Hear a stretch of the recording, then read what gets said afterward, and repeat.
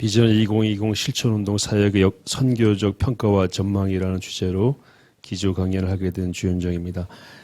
나중에 PDF 파일을 보시거나 논문집 보시면 자세히 나와 있고, 또 뒤에 그 이종숙 박사님이 상세하게 그 역사적 전개와 내용을 담고 계시기 때문에 저는 중복되지 않는 차원에서 간략하게 8장으로 되어 있는데요. 마지막 한 3장 정도에 집중해서 말씀을 드리겠습니다. 우리 논문 페이지로는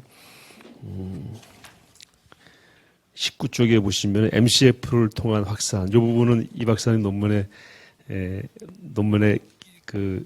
있지만 또 제가 좀 더 현역 군목으로 복무했었기 때문에 말씀을 드릴 수 있을 것 같아서 거기부터 말씀을 드리겠습니다. MCF를 통한 확산, 기독장교회와 기독부사관단이 통합 발전된 한국기독군인연합회, 한 30년 전에는 OCU 또는 OECU 이렇게 나눠졌었는데 MCF로 통합이 되고 나서 이 조직이 비전 2020 운동에 큰 역할을 하게 됩니다. 물론 한국군정목사단과 그에 필적하는 규모와 열정을 가진 민간 성직자들이 교회를 지키며 새로운 운동의 최일선에서 헌신한 것은 부동의 사실이지만, 이들을 뒷받침해서 제도적으로나 실질적으로 용사들이 예수님을 영접하고 또 새로운 생명을 소유한 그리스도인으로 그리스도의 정병으로 거듭나는 일에는 KMCF의 지원과 협력이 절대적이었다. 앞으로도 이거는 마찬가지일 것 같습니다. 특별히 군에서 강조하는 사생관 그리고 대적관 정립에는 정훈병과의 교육도 매우 유용하지만 예수님을 영접하고 영원한 생명을 얻은 기독 장병은 적어도 사생관은 확고히 정립할 수 있다고 할 수 있기 때문입니다. 그리고 현재 한국군의 주적을 북한의 노동당 정권과 군부라고 보았을 때 그들의 이념과 사상은 주체사상 혹은 김일성주의이며 그들 스스로가 조선인민군을 당의 군대, 수령의 군대라고 칭하는 것으로만 보아도 기독교 신앙으로 무장한 장병은 우리가 상대해야 할 적대 세력의 실체를 이해하는 것이 어려운 것이 아닌 그런 상황이기 때문입니다. 이렇듯 사생관 대적관의 확립이라고 하는 군의 요구에 부응하면서 군 선교 열매를 함께 거둘 수 있는 군 선교 현장에 군의 지휘관 참모 그리고 부사관의 역할을 하고 있는 MCF와의 협력은 당연한 것이다, 이렇게 봅니다. 그래서 애국은 군선교이고 군선교는 곧 애국이라는 등식이 성립되고 지휘관 참모들도 진정한 그리스도인이 많이 나타날수록 군 본연의 사명과 역할이 더 공고해지는 이론적 연동성이 확고해지는 것이라고 봅니다. 사실상 1995년부터 시작된 조선인민군의 군 우선 정책이 선군 정치라고 하죠. 선군 사상으로 정립되다가 근자에는 핵 경제 병진 노선을 거쳐 2018년에는 사회주의 경제 건설 노선으로 바뀌면서 김정은의 통치의 수단이 조금 다원화되고 있는 건 사실이지만 여전히 북한군은 사회주의 체제의 특성상 이념과 무력에 있어서 군이 그 핵심 수단임을 분명히 하고 있습니다. 이런 한반도의 현실을 감안해 볼 때 우리 군이 정신무장과 체제에 대한 신념이 필요한 때에 기독교는 군선교 현장에서 장병들의 정신전력 강화에도 큰 역할을 하고 있는 것이고 이것이 군 지휘관 참모들의 관심과 또 지휘 철학과 연동이 될 때에 큰 역할을 하게 될 것이다 라고 보았습니다. 그리고 병원 관리나 자살 예방에 굉장히 큰 기여를 우리 군정병과가 하고 있고 특별히 군목 목사님들이 하고 계시는데 이러한 것들을 통해서 부대 관리에 일조함으로 군선교의 축을 세울 수 있다라고 생각하고요. 지금은 아마 없어진 걸로 알고 있는데 비전 캠프 같은 것들도 부적응하는 장병들을 돕는 굉장히 중요한 외국에서도 연구 사례를 좀 보고 싶다고 했던 그런 프로그램이었는데 이런 것들을 계속 개발해서 군의 존재 목적에 부응하는 군선교의 그 현장을 만들어가는 것이 필요하겠다 이렇게 생각합니다. 5번 민간교회와의 연대는 다 말씀 나중에 주실 거기 때문에 6번으로 넘어가겠습니다. 6장에 제도적 지원 체계 마련에 대해서 말씀을 드리겠습니다. 우리 논문지 23쪽입니다. 두 번째 패러그래프에 제도적 지원 체계 마련을 위해서 2020이 정착되기 위해서 이제 미래 출석교회를 만들고 민간교회 연결하는 일을 많이 했는데 이 과정에서 해당 용사의 부모나 가족의 항의도 적지 않았고 또 제출된 기록이 정확하지 않아서 행정 소요만 발생하고 실제 연결이 되지 않는 부분도 있었다는 것은 좀 지적을 해야 될 부분인 것 같습니다. 연결이 미미한 이유 중에는 현역 군목들과 군인교회에서 명단을 제대로 수집하고 발송하지 않았던 요인도 있었고, 제출된 명단의 이송과 정리 과정에서 적시적으로 처리되지 못한 부분도 있었습니다. 이런 미비점들을 보완하기 위해서 군선교연구소와 한국군정목사단 그리고 군선교연합회 전산팀이 프로그램 개발부터 하드웨어 구축까지 많은 노력을 기울인 것도 사실입니다. 그러나 이런 것들이 앞으로 보완돼야 될 것이라고 보고요. 반성적인 성찰 1번의 그 두 번째 패러그래프 1번 선교 현장 사역자의 사명감. 지금까지 군 선교는 현장을 지키는 군종 목사와 군 선교사 그리고 후방 지원 교회와 교역자, 성도들의 헌신과 땀과 눈물의 기도에 하나님이 주신 선물로 점철되었다고 확신합니다.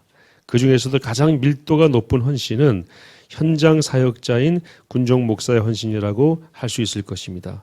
군종 목사는 자애로운 성직자와 유능한 참모 장교라는 이중 신분을 유지하며 거룩한 이중성, 지혜로운 장교단의 일원으로 헌신해 왔습니다. 게다가 천주교와 불교 그리고 원불교 군종 장교들과 함께 한 지붕 네 가족이라는 질서와 균형을 유지해야 하는 숙제도 안고 있습니다. 더 나아가 요즘에는 신천지와 기타 이단 정파들의 준동과 공격적인 포교 활동으로 인해 영적인 위기와 함께 스트레스도 많이 받고 있습니다. 그래서 그 다음 문장에 우리는 현역 군종 목사의 노고와 희생과 헌신을 인정하고 지속적으로 지원하고 협력해야 한다고 생각합니다. 그런데 또 다른 측면에서의 반성적인 성찰의 요소가 없는 것은 아닙니다. 참모 장교인지 성직자인지 구분이 안 되는 처신, 보직과 진급을 지나치게 우선시하는 일부 극소수 군종 목사의 자세, 굉장히 아쉬운 부분입니다. 육군훈련소나 부사관 학교 등 많은 수고와 헌신이 필요한 부대가 선호하는 사명자의 사역지가 되어야 되는데, 그런 곳이 선호하는 사명자의 사역지가 되어야 하는데 가끔 오히려 깊이 보직이 되어가는 분위기는 그것을 반영하고 있다고 할 수 있습니다. 선교를 많이 할 수 있는 곳에 우리 많은 군목들이 서로 가려고 해야 되는데 가끔 보면은 잘 안 가려고 그러는 것 같아요. 그렇다면은 군선교와 현장의 최고 책임자라고 하는 현역 군목들이 상관관계가 깨지는 것이 아닌가.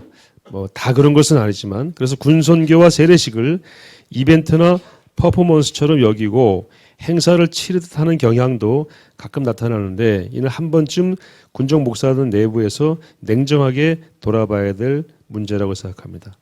가장 중요한 것은 복음을 전하는 것이고 세례는 그 다음으로 중요한 것인데, 본말에 전도되어서 오히려 복음보다는 세례 인원에 더 집착하는 모습이 있다면 이 또한 바로잡혀야 할 것입니다. 특히 비전 2020 실천운동 사역에 있어서 진중 세례자의 명단을 잘 챙겨서 교적관리와 지역교회 연결을 위한 모든 행정 업무는 하나의 매뉴얼이며 당연히 천사군인교회를 섬기는 군종 목사와 군 선교사들의 책임 있는 실천이 필수사항임을 강조하고 싶습니다. 지원교회 역할에 대해서는 보시는 바와 같고요. 이제 군선교연합회 혁신에 대해서 말씀을 드리겠습니다. 군선교연합회는 새로운 이사장을 중심으로 더욱 발전적으로 기능을 쇄신하고자 노력하는 모습을 보이고 있습니다. 어제도 아마 정관 개정이 되었고 새로운 구조 조정을 통해서 효율성 있는 그런 조직으로 거듭나려고 노력하는 것으로 알고 있습니다. 많은 기대가 있는 건 사실이죠. 그러나 현재 이사회와 임원들이 너무 고령화되어 있다. 또 청장년층의 진입이 더딘 것은 아닌가. 그러니까 이게 조화를 이룰 필요가 있고, 이 역할을 많이 하신 분들의 지혜와 또 경륜, 그것을 잘 수용할 수 있는 청장년층의 진입을 통해서 균형을 좀 이룰 필요가 있다. 이런 과제를 던지고 싶습니다. 이 부분도 개선되어서 청년 선교를 뒷받침하기에 적절한 인적 구조가 되어야 될 것이다.